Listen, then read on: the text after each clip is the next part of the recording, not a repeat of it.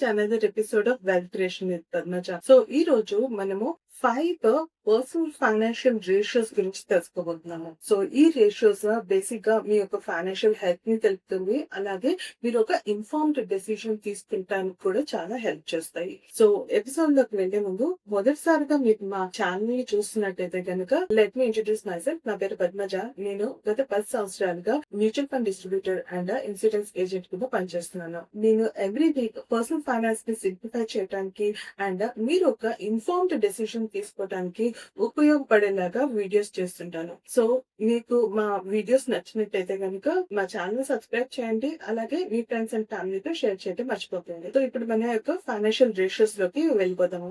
So first ratio ఈ savings ratio. So savings to income ratio అని కూడా అనొచ్చు. సో ఇది బేసికల్ గా మన యొక్క ఓవరాల్ ఇన్కమ్ అంటే గ్రాస్ మంత్లీ ఇన్కమ్ లో మనం ఎంత అమౌంట్ మనం సేవ్ చేస్తున్నాము అన్నది తెలుసుకుంటాము దీంట్లో. సో మీ యొక్క రేషియో యొక్క ఫార్ములా వచ్చి monthly savings divided by gross income. So ఇది ఇంటూ 100 చేయండి. అంటే ఫర్ సపోజ్ మీరు ఒక 10,000 రూపీస్ ఎవ్రీ మంత్ సేవ్ చేస్తున్నారు in different forms like FDI ఉండొచ్చు, ఆర్డిఐ ఉండొచ్చు, లేదా మ్యూచువల్ ఫండ్స్ ఆర్ స్టాక్స్ లో. అండ్ అలాగే డివైడెడ్ బై గ్రాస్ ఇన్కమ్ మీరు టోటల్ గా ఎంత ఇన్కమ్ పర్ మంత్ సంపాదిస్తున్నారు ఇంటూ 100. అంటే ఫర్ సపోజ్ మీరు 10,000 సేవ్ చేస్తున్నారు అండ్ మీ యొక్క గ్రాస్ శాలరీ వచ్చి 50,000 ఇంటూ 100 అంటే మీరు 20% సేవ్ చేస్తున్నట్టు. సో ఐడియల్ గా అయితే కనుక 20% is good financial savings ratio అనే చెప్పొచ్చు. సో మినిమమ్ 20% అయితే మీరు మేనేజ్ చేయాలి. అండ్ అబౌట్ దట్ మీ యొక్క ఇన్కమ్ అలాగే మీ యొక్క గోల్స్ యొక్క రిక్వైర్మెంట్ ని బట్టి ఇది పెంచుకునే అవకాశం కూడా మీకు ఉంటుంది. సెకండ్ రేషియో వచ్చి ఎమర్జెన్సీ ఫండ్ రేషియో. సో ఇది బేసిక్ గా మన యొక్క emergency situation like job loss అయి ఉండొచ్చు, లేదు అంటే కనుక any emergency situation of persons అయినా అయి ఉండొచ్చు. సో అలాంటి సిచ్యుయేషన్ లో మీ దగ్గర లిక్విడబుల్ క్యాష్ ఎంత ఉంది అండ్ ఎన్ని మంత్స్ మీరు ఆ అమౌంట్ సర్వైవ్ అవ్వగలుగుతారు అనే విషయాన్ని ఇది మనకి తెలియజేస్తుంది.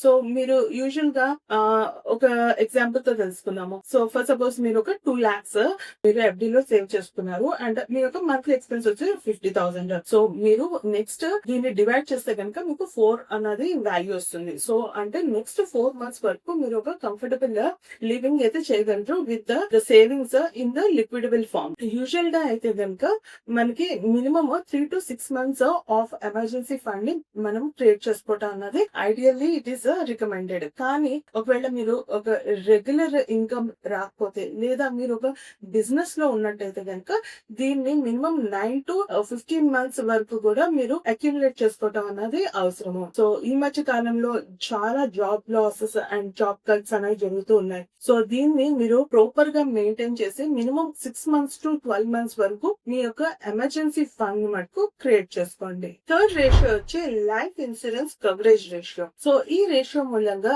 మనము ఎన్ని సంవత్సరాలు మన ఫ్యామిలీ ఒక కంఫర్టబుల్ బేసిక్ ఎక్స్పెన్సెస్ తో వాళ్ళు లీడ్ చేయగలరు అన్నది తెలుసుకోవచ్చు. సో ఇది క్యాలిక్యులేట్ చేయడానికి నెట్వర్త్ ప్లస్ మీ యొక్క existing insurance divided by your annual salary. So for example మీ యొక్క నెట్వర్త్ అంటే మీ యొక్క టోటల్ అసెట్స్ మైనస్ లయబిలిటీస్ చేస్తే మీ యొక్క నెట్వర్త్ అనేది వస్తుంది. సో ఆ నెట్వర్త్ ప్లస్ మీ యొక్క ఎగ్జిస్టింగ్ లైఫ్ ఇన్సూరెన్స్ అది ఒక 30 lakhs ఉంది అండ్ మీ యొక్క నెట్వర్త్ 25 lakhs ఉంది డివైడెడ్ బై 5 lakhs అంటే తన ఒక యాన్యువల్ శాలరీ. సో దీన్ని డివైడ్ చేస్తే మీకు ఆల్మోస్ట్ 11 వచ్చింది. సో ఐడియల్ గా అయితే కనుక life insurance coverage ratio ideal గా అయితే కనుక 10 ఉండాలి. అంటే ఒక నెక్స్ట్ 10 to 11 years వరకు వాళ్ళ ఫ్యామిలీ ఈ యొక్క శాలరీతో ఒక కంఫర్టబుల్ లైఫ్ అయితే లీడ్ చేయగలుగుతుంది. అండ్ దీన్ని మినిమం అయితే 10 మాక్సిమం 15 to 20 అన్నది పెట్టుకోవటం అవసరము. సో ఫోర్త్ రేషియో వచ్చి లిక్విడ్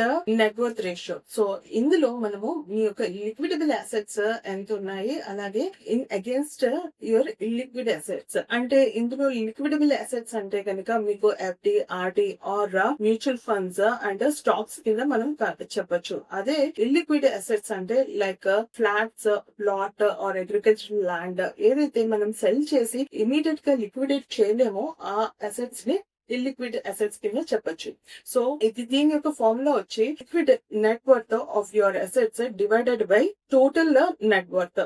అంటే మీ యొక్క liquidable net worth divided by total net worth into 100 ని మీరు ఒకవేళ క్యాలిక్యులేట్ చేస్తే గనక మీకు పర్సెంటేజ్ అనేది వస్తుంది. సో ఈ పర్సెంటేజ్ ఐడియల్ గా అయితే గనక 15 to 20% లిక్విడబుల్ అసెట్స్ లో మీ యొక్క టోటల్ నెట్ వర్త్ ఉండేలాగా చూసుకోండి. సో ఇది మీరు ఒకవేళ కనుక యంగ్ ఏజ్ లో అంటే 20 to 30 years ఏజ్ లో ఉన్నట్టయితే కనుక ఈ యొక్క లిక్విడిటీ తక్కువ ఉన్న ఫర్ లాంగ్ టర్మ్ ఇన్వెస్ట్మెంట్స్ కోసము అసెట్స్ బిల్డ్ చేస్తారు కాబట్టి అండ్ మీకు ఒక యాక్టివ్ ఇన్కమ్ ఆపర్చునిటీ కూడా ఉంటుంది కాబట్టి ఇట్స్ ఓకే. కానీ ఒకవేళ కనుక మీరు రిటైర్మెంట్ కి నియర్ వస్తున్నట్టయితే కనుక దీని యొక్క రేషియో 30 to 50% వరకు మీరు లిక్విడబుల్ అసెట్స్ ని మెయింటైన్ చేయడం అన్నది ఇంపార్టెంట్. ఎందుకంటే ఎనీ కైండ్ ఆఫ్ అన్ ఎమర్జెన్సీలో మీకు ఆ లిక్విడిటీ చేసుకోవటం ఈజీ అవుతుంది అండ్ మీ అమౌంట్ ని మీరు వాడుకునే అవకాశం కూడా ఉంటుంది. అండ్ దీంతో ఒక ఎగ్జాంపుల్ చెప్తాను. చాలా సార్లు చాలా మంది చాలా అసెట్స్ అనేది మెయింటైన్ చేస్తుంటారు. అంటే ఎస్పెషల్లీ లైక్ ల్యాండ్స్ చాలా కొంటూ ఉంటారు, అలాగే ఫిజికల్ గోల్డ్ లో కొంటూ ఉంటారు. సో ఇప్పుడు ఎప్పుడైనా వాళ్ళకి ఇమీడియట్ గా క్యాష్ కావాలి అనుకోండి, సో ఆ 1 crore property for 10 lakhs requirement కి అయితే సెల్ చేయడం అనేది రైట్ డెసిషన్ కింద మనం చెప్పలేము. సో అందుకని మీరు లిక్విడబుల్ క్యాష్ ని కనుక మీరు నెట్ వర్త్ ని తెచ్చుకున్నట్టయితే కనుక ఎప్పుడైనా అవసరానికి మీకు ఈ లిక్విడబుల్ క్యాష్ మీకు ఉపయోగపడుతుంది. And at the same time మనము చాలా సార్లు ఒక రెగ్యులర్ ఇన్కమ్ అంటే ఫర్ సపోజ్ జాబ్ లాస్ అయింది అనుకోండి అండ్ మీరు ఒక రెగ్యులర్ ఇన్కమ్ జనరేట్ చేయాలి అంటే ఒక ప్లాట్ నుంచి ఒక మంత్లీ ఇన్కమ్ ని జనరేట్ చేయడం కష్టం. అదే కనుక మీరు లిక్విడబుల్ అసెట్ లైక్ మ్యూచువల్ ఫండ్స్ కానీ స్టాక్స్ లో కానీ పెట్టుకున్నట్టయితే కనుక మీరు సిస్టమాటిక్ విత్డ్రాల్ ప్లాన్ కింద రెగ్యులర్ ఇన్కమ్ జనరేట్ చేసుకోవచ్చు. అలాగే ఈ స్టాక్స్ లో అయితే కనుక డివిడెండ్ కింద కూడా మీకు రెగ్యులర్ ఇన్కమ్ అరేంజ్ చేసుకునే అవకాశం ఉంటుంది. సో మీ యొక్క ఈ రేషియోని ఖచ్చితంగా 15 to 20% ఉండేలాగా మెయింటైన్ చేయండి. Fifth ratio debt to asset ratio. So ఈ రేషియో మూలంగా మీరు ఒక కంఫర్టబుల్ పొజిషన్ లో ఉన్నారా లేకపోతే ఓవర్ బోరోయింగ్ చేశారా అనేది తెలుసుకుంటారు. సో మీరు ఒకవేళ కొత్త లోన్ తీసుకున్నప్పుడు మీరు ఈ యొక్క రేషియోని తెలుసుకోండి. సో దాని యొక్క వాల్యుయేషన్ బట్టి మీరు ఒక కంఫర్టబుల్ పొజిషన్ లో ఉన్నారా లేదంటే డెట్ ట్రాప్ లో పడుతున్నారా అనేది తెలుసుకోవచ్చు. అండ్ రేషియో యొక్క క్యాలిక్యులేషన్ వచ్చి total liability divided by total assets. So మీకు ఏ అమౌంట్ అయితే వస్తుందో యూజువల్ గా ఆ percentage should be less than 50.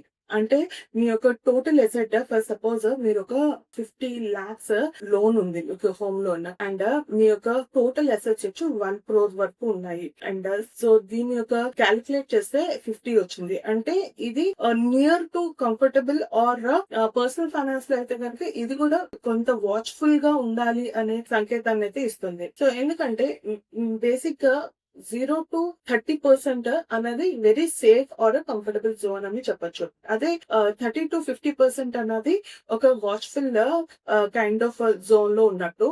And 50% and above ఉన్నారు అంటే కనుక మీరు ఒక డెట్ ట్రాప్ లో పడుతున్నారు అని ఒక ఇండికేషన్ అనే చెప్పొచ్చు. సో ఈ రేషియోని బిలో 50% మెయింటైన్ అయ్యేలాగా చూసుకోండి. సో ఈ రేషియోస్ తో మీ యొక్క ఫైనాన్షియల్ డెసిషన్స్ అండ్ అలాగే మీరు లోన్ లో కానీ ఎమర్జెన్సీ ఫండ్స్ కానీ ఏ విధంగా మీరు ప్లాన్ చేసుకోవాలి అనేది మీకు ఈజీగా ఉంటుంది. విత్ క్యాలిక్యులేషన్ తో మీరు తెలుసుకునే అవకాశం ఉంటుంది. సో నెక్స్ట్ వీక్ ఇంకొక ఇంట్రెస్టింగ్ కంటెంట్ తో మళ్ళీ కలుద్దాం.